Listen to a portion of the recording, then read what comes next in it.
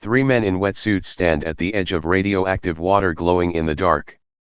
They're about to swim under the world's most dangerous place on Earth. If they fail, all of Europe dies. Subscribe now because these heroes saved 3 million lives and you've never heard their names. April 26, 1986. The Chernobyl nuclear reactor explodes in the worst nuclear disaster in history.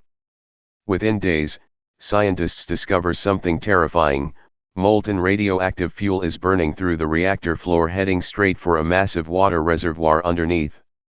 If the 1200-degree molten core hits that water, it will trigger a steam explosion 40 times more powerful than Hiroshima, killing 3 million people across Europe.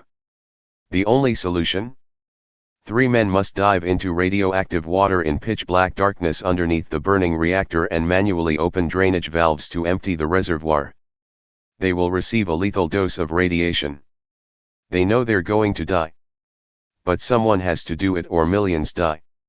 Alexei Ananenko, Valery Bezpalov, and Boris Baranov volunteer. They're engineers who know the facility.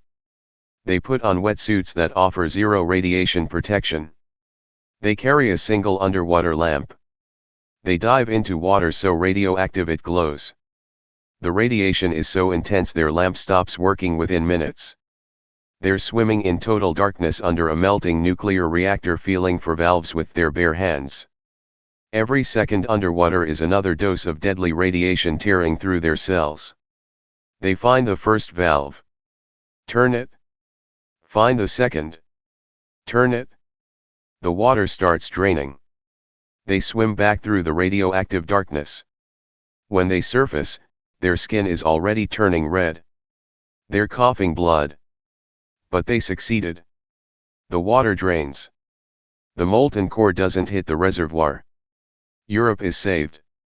Everyone expected them to die within days from radiation poisoning. Here's the miracle: they didn't. Against all odds, Alexei and Valery survived. They lived for decades after. Boris sadly died in 2005 from a heart attack, not radiation. Scientists still can't fully explain how they survived such extreme radiation exposure.